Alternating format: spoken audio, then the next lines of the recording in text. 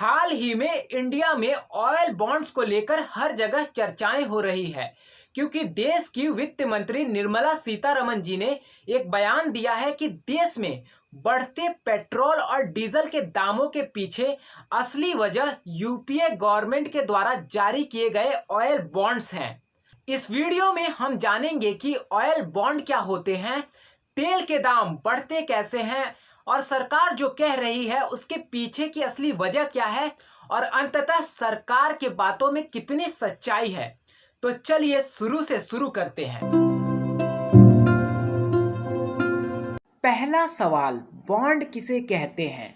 किसी भी सरकार को विभिन्न परियोजनाओं पर खर्च करने के लिए या फिर डेवलपमेंटल कार्यों के लिए एक बजट की आवश्यकता होती है। हर साल सरकार एक नया बजट बनाकर तैयार करती है। मान लीजिए किसी साल सरकार ने 1 लाख करोड़ रुपए का एक बजट तैयार किया और सरकार ने रेवेन्यू के रूप में केवल 80,000 करोड़ रुपए ही कलेक्ट किया, यानी कि सरकार के पास अब 20,000 करोड़ रुपए की कमी हो गई है। तो सरकार अब इस 20,000 करोड़ रुपए को कहां से लाएगी? इस कमी को पूरा करने का एक माध्यम है बॉन्ड। सरकार 20,000 करोड़ रुपए का बॉन्ड जारी करेगी और इस बॉन्ड को लोगों के द्वारा खरीदा जाएगा और लोग अपना पैसा सरकार को देंगे, जिससे कि सरकार इसके बदले में लोगों को इंटरेस्ट देगी। और अगर सरकार ने पैसे को 5 सालों के लिए लिया है तो सरकार को 5 सालों के बाद लोगों को पैसा लौटाना पड़ेगा। इसे नॉर्मली हम बॉन्ड कहते हैं। लेकिन यही बॉन्ड अगर किसी विशेष कार्य के लिए लिया जाता है, जैसे कि मान लीजिए क्रूड ऑयल खरीदने के लिए लिया जाता है, तो हम इसे ऑयल बॉन्ड का नाम दे देते हैं। दूसरा सवाल, तेल के दाम बढ़ते कैसे हैं? जब इंटरनेशनल मार्केट में क्रूड ऑयल यानी कि कच्चे तेल के दाम बढ़ते हैं तो इसका सीधा असर भारत के कंज्यूमर पर भी पड़ता है। तब पेट्रोल और डीजल के दाम महंगे हो जाते हैं और जब क्रूड ऑयल के दाम कम होते हैं इंटरनेशनल मार्केट में, तब भारत के लोगों को भी कम रेट पर पेट्रोल और डीजल मिलता है। लेकिन कोरोना काल में इंडिया में हुआ इसका बिल्कुल उल्टा। जब इंटरनेशनल मार्केट में क्रूड ऑयल का दाम $20 पर बैरल तक आ गया, तब भी पेट्रोल और डीजल के प्राइस कम नहीं हुए, बल्कि ये बढ़ते ही गए। और जब क्रूड ऑयल इंटरनेशनल मार्केट में महंगा हुआ, तब पेट्रोल और डीजल के दाम तो और भी बढ़े और 100 रुपये के पार चले गए। अब इसका लॉस किसे हुआ? भारत के कंज्यूमर को। और इसका ज़्यादातर फायदा किसे हुआ? भारत की सरकार को, क्योंकि सरकार ने लगातार पेट्रोल और डीजल पर टैक्स बढ़ाया है। तीसरा सवाल, आखिर सरकार ऐसा क्यों कह रही है कि यूपीए की गवर्नमेंट ने जो ऑयल बॉन्ड खरीदे थे उसकी वजह से पेट्रोल और डीजल के दाम बढ़ रहे हैं?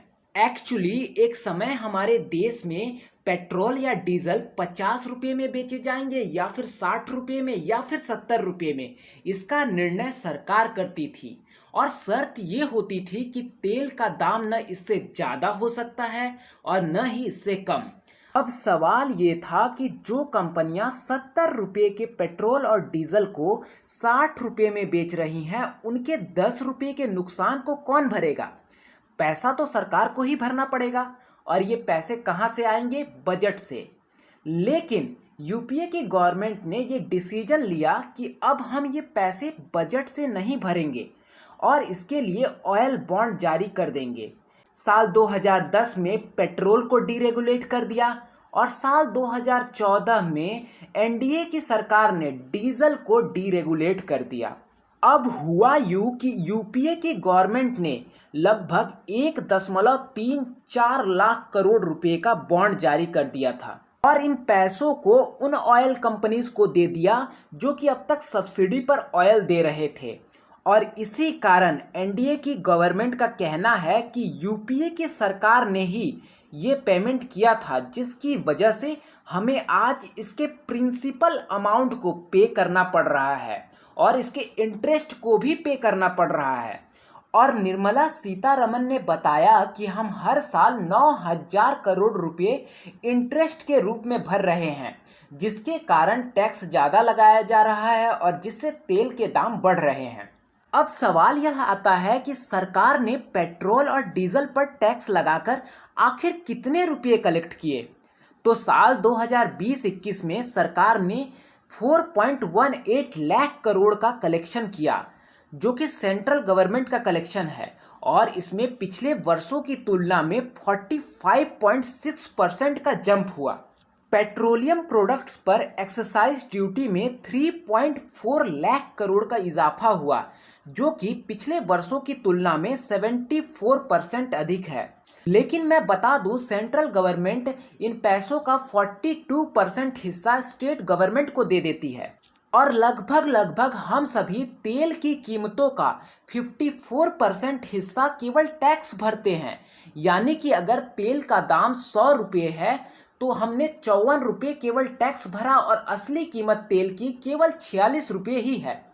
चौथा सवाल, आखिर सरकार की बातों में कितनी सच्चाई है। पिछले 7 वर्षों में सरकार ने 70,200 करोड़ रुपए का टोटल पेमेंट किया है उन कंपनीज को जिनसे कि ऑयल बॉन्ड खरीदे गए थे, और सरकार को अभी भी 1.3 लाख करोड़ का प्रिंसिपल अमाउंट देना बाकी है।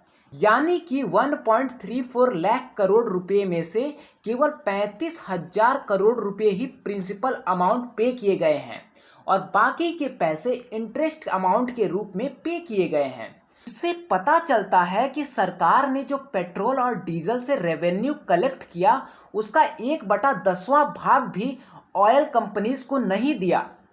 इसलिए यह कंक्लूजन निकलता है कि सरकार ने जो तर्क दिया है कि ऑयल बॉन्ड की वजह से पेट्रोल और डीजल के दाम बढ़ रहे हैं, यह कहीं ना कहीं पूरी तरह से सटीक नहीं है। आशा करते हैं आप सभी मस्त होंगे, अपने अपने कार्यों में व्यस्त होंगे। अगर वीडियो पसंद आती है तो लाइक करें, नहीं पसंद आती है तो डिसलाइक करें। अपने थॉट को कमेंट सेक्शन में लिखना मत भूलें, और ऐसे ही वीडियोस के लिए चैनल को सब्सक्राइब करें। मिलते हैं अगली वीडियो में।